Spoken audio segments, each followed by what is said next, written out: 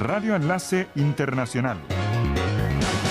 El programa de Radio Nederland sobre radio, televisión, satélites y medios de comunicación, con Alfonso Montealegre y Jaime Wagner.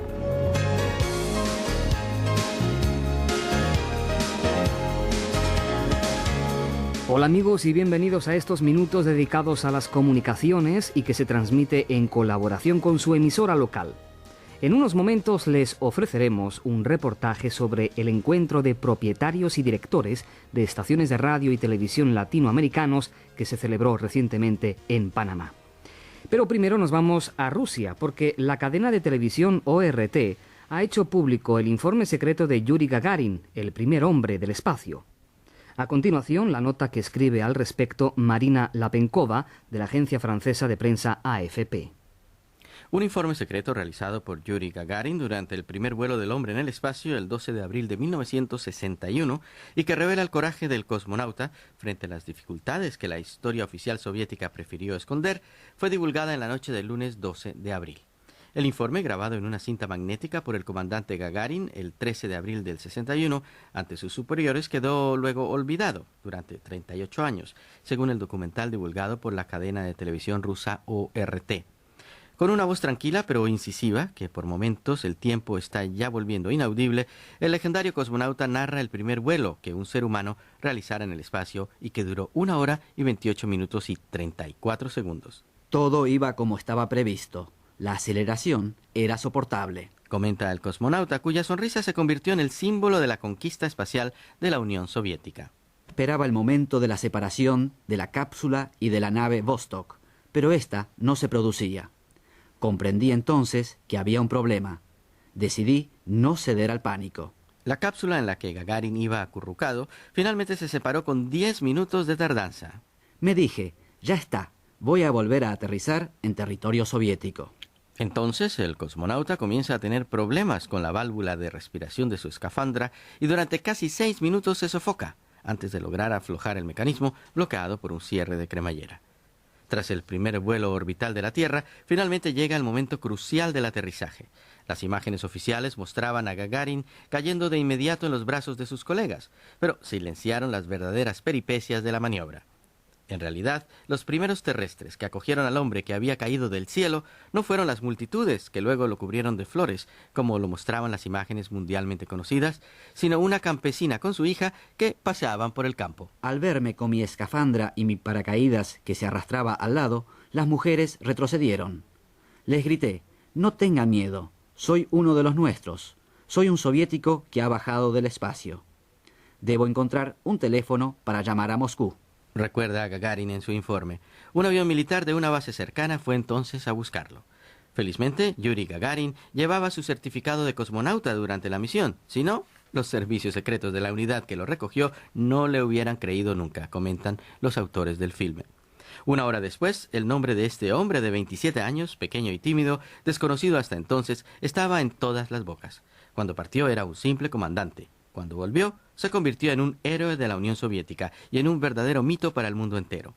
7 años más tarde, el primer hombre que salió al espacio falló en un intento de aterrizaje y se estrelló, piloteando un pequeño avión de entrenamiento a 1 centenar de kilómetros al nordeste de Moscú.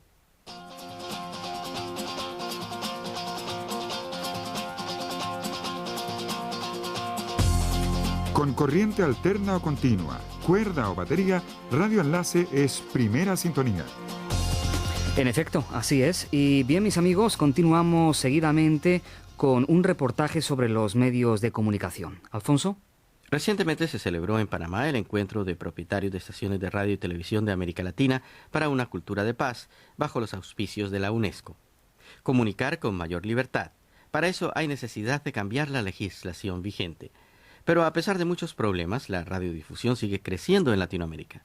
La globalización, por otra parte, sigue formando una seria amenaza para la existencia de las voces minoritarias y las diversas culturas nacionales latinoamericanas. ¿Pero hay una desaparición o, por lo contrario, una fortificación de los medios frente a una eventual invasión que a veces no tiene cara visible por estar camuflada bajo un entretelón de intereses financieros que por lo general siempre vienen del norte? Sobre esto y otras cuestiones conversan seguidamente en Panamá José Cepeda de Radio Nederland y el doctor Luis Humberto Tarsitano, presidente de la Asociación Internacional de Radiodifusores Latinoamericanos. Señor presidente, yo en primer lugar quisiera solicitarle una evaluación de lo que ha sido este encuentro de los medios audiovisuales de América Latina por una cultura de la paz. Bueno, tengo que reconocer que el encuentro que termina hoy ha sido un encuentro muy positivo, porque ha permitido un intercambio de experiencias muy grande entre diversos actores de la comunicación. O sea, aquí había una buena cantidad, yo creo que tendría que haber habido más gente propietaria de medios, pero bueno, hubo una delegación creo que bastante representativa, conjuntamente con algunas otras gentes dedicadas a la investigación, al estudio, al manejo de emisoras estatales y universitarias. Yo creo que el intercambio de experiencias fue muy interesante. Se han escuchado todas las posiciones. Yo creo que todos hemos aprendido un poco de las exposiciones que hemos escuchado, que han sido riquísimas, algunas han sido muy emotivas por su humildad, digamos, ¿no? En la radiodifusión se da este fenómeno, que convivimos medios muy pequeños, muy humildes, con medios un poco más grandes, y bueno, y con medios realmente grandes. Y sin embargo, hay siempre un denominador común, que es el fenómeno de querer comunicar cada vez más y con mayor libertad. Casi todos han coincidido de que las leyes y reglamentaciones en materia de radiodifusión deben cambiar porque son perimidas y no ayudan, en este caso, no solo al ejercicio de la función de informar, sino que no ayudan en lo concreto de este seminario a la cultura de paz. En esto hemos coincidido todos. Entonces creo que un evento de estas características, con la responsabilidad de la UNESCO, que es un organismo de suma importancia, sobre todo a partir de la gestión del doctor Mayor Zaragoza y su nueva estrategia de la comunicación que aprobó la Conferencia General en el año 89. Así que le reitero, para mí ha sido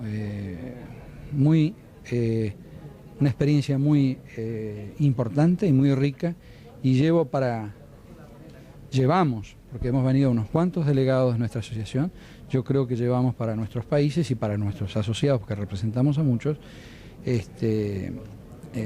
muchas vivencias muy importantes. Antes de pasar a la próxima consulta, una aclaración. Mencionaba usted esto de las radios muy pequeñas, las radios medianas, y realmente las grandes cadenas que existen en América Latina. Esta ha sido una convivencia, para decirlo sin ambajes de ninguna naturaleza, no siempre feliz. No tiene por qué serlo, la vida puede ser a veces también conflictiva. ¿Es posible, a su juicio, realmente, a través de nuevas legislaciones, de puestas al día de esas legislaciones, buscar caminos que permitan una convivencia y un mutuo respeto sin mayores dificultades? Mire, yo le diría que por el solo hecho de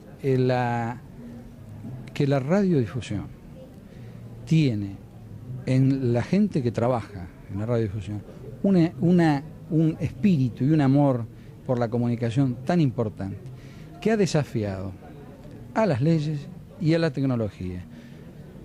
Si se pueden dar estas reuniones, donde le vuelvo a repetir, yo puedo estar representando un medio grande, pero conversando con un medio de muy bajos recursos, donde, y como usted bien decía, puede haber diferencias. Yo le diría, cada vez son menos las diferencias, independientemente de que no haya leyes para regularlo. ¿Por qué? Porque la vocación del comunicador es superadora de esas situaciones. Porque si esto fuera otra industria, yo le puedo asegurar que ya hubiéramos desaparecido como radiodifusores. Porque hay otras industrias que dependen de las reglamentaciones, dependen de las prebendas que muchas veces se dan para sostener una industria. La radiodifusión no tiene prebendas, nadie da nada, lo único que recibe son palos, lo único que recibe es pelearse con los gobiernos, lo único que recibe, y sin embargo, no tiene leyes, y sin embargo seguimos creciendo, seguimos conviviendo, cada vez somos más. Entonces, les diría que lo que desearían los políticos, o creen los políticos, que aunque no modifiquen las leyes, nosotros no crecemos igual. Miremos al futuro. Se habla con muchísima razón de la globalización y de la revolución tecnológica, estamos inmersos en eso. Y yo sé que cuesta mucho hacer generalizaciones porque las diferencias entre un país y otro son muy grandes. Pero a partir de esta premisa básica, ¿cuál es a su juicio en este sentido de la relación radio-revolución tecnológica? Mire, yo el concepto de globalidad que prefiero manejar y que manejamos en la Asociación Internacional de Radiodifusión, y no globalización, que coincidimos con el doctor Mayor que el significado de globalidad es un desafío para la industria. Es un desafío para la industria. Un desafío que no creo que nadie en la industria pueda decir tape el sol con las manos. Esta es una realidad, va a seguir avanzando y va a seguir. Lo que uno pide y brega es que la globalidad no debe eliminar o suprimir las autonomías, las diversidades culturales, las identidades de los pueblos, etcétera, etcétera. El grupo de comunicación que yo represento, que es el Grupo Clarín, un grupo que nació en la Argentina, que invierte en la Argentina, que tiene sus socios argentinos, que es uno de los primeros grupos de comunicaciones de América Latina, tenemos arraigado el concepto de que sí, tenemos que crecer para subsistir, pero crecer con nuestros contenidos. Nosotros tenemos que ser, independientemente de la tecnología, independientemente del desarrollo de una comunicación más global, lo que nosotros tenemos que defender y nuestro mayor crédito son los contenidos. Porque la tecnología puede ser común para varios, pero los contenidos no. Entonces yo digo globalidad, pero con respeto de los contenidos. En esa manera, la parte tecnológica pasa a ser secundaria. La tecnología es un instrumento o un medio para que yo comunique mejor. Al servicio del mensaje. Al servicio del mensaje. Entonces, bueno, yo tengo que reconocer, puede haber medios que sean un poco más grandes que otros, pero si el fenómeno de la globalidad se lo enfrenta con una conciencia de responsabilidad, que lo más importante que uno debe proteger es su contenido, la globalidad no lo va a invadir. Y si todos pensamos de la misma manera, sabemos qué es el límite. No tenemos que pedirle a un Estado que nos ponga límites. Nosotros mismos vamos a darnos cuenta del límite. Porque el contenido, que es la base del hecho del comunicador, es lo que nos da la credibilidad. Entonces, si yo no cuido mi contenido, si yo transnacionalizo mi contenido o creo que porque voy a recibir de afuera un contenido externo, yo voy a estar mejor o voy a estar... No. Si yo dejo que ese contenido externo, por una conveniencia comercial, se apodere de mí, lo que yo voy a perder es la credibilidad de mi público. Y si yo soy el primer grupo de comunicaciones en Argentina, lo es porque gozo de la credibilidad de mi público. Entonces yo eso no puedo de ninguna manera tomarlo como moneda de cambio. Con la tecnología se pueden hacer muchas cosas. Además, las ofertas son múltiples. O le dan una tecnología de un tipo, de otro. Son proveedores, hay muchos, pero proveedores de contenido somos pocos. Ligado directamente con lo anterior, y con esto yo concluyo. Yo sé que usted, señor Tacitano, en la primera respuesta enfatizó que estamos creciendo en América Latina en la radio. Deduzco en consecuencia que usted es de los optimistas, de los que creen que realmente toda esta revolución tecnológica, el Internet, el gran poder avasallador y fascinante de la televisión, no va a terminar por reducir los espacios de la radiodifusión en América Latina. No. Yo soy contrario a que la globalidad conduzca a un pensamiento único. Yo no creo que sea así. Siempre y cuando yo respete el parámetro que le dije antes. Ahora, si hay otro comunicador que no cuida su público a través de los contenidos, sí puede pasar o correr el riesgo de desaparecer en la carrera. Esto me lleva a la competitividad. O sea, yo más que tener muchos recursos, tengo que tener creatividad y competitividad, fortificando esa parte sustancial en la cadena de la comunicación, que es mi contenido y mi público que cree, ¿verdad? Que cree en ese contenido o producto que le doy, porque no por tradición, sino porque está la verdad, porque lo mejoro el producto continuamente, porque desafío, doy servicio, doy cultura, doy un montón de cosas que dan los medios de comunicación. Entonces, soy un optimista, porque creo que si la línea que se mantiene es esa, no hay desaparición de medios, sino lo que hay es, creo que yo, fortificación de los medios frente a una posible, digamos, invasión que a veces no tiene una cara visible, pero que es propia de la realidad del milenio que viene, ¿no? José Cepeda de Radio Nederland y el doctor Luis Humberto Tarsitano, presidente de la Asociación Internacional de Radiodifusores Latinoamericanos, durante una reciente conferencia de radio y televisión en Panamá. Y de esta forma finaliza Radio Enlace Internacional, el programa de radio telecomunicaciones de Radio Nederland. Saludos desde Hilversum, en Holanda.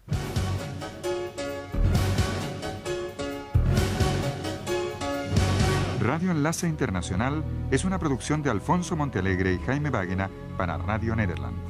Todos los derechos reservados.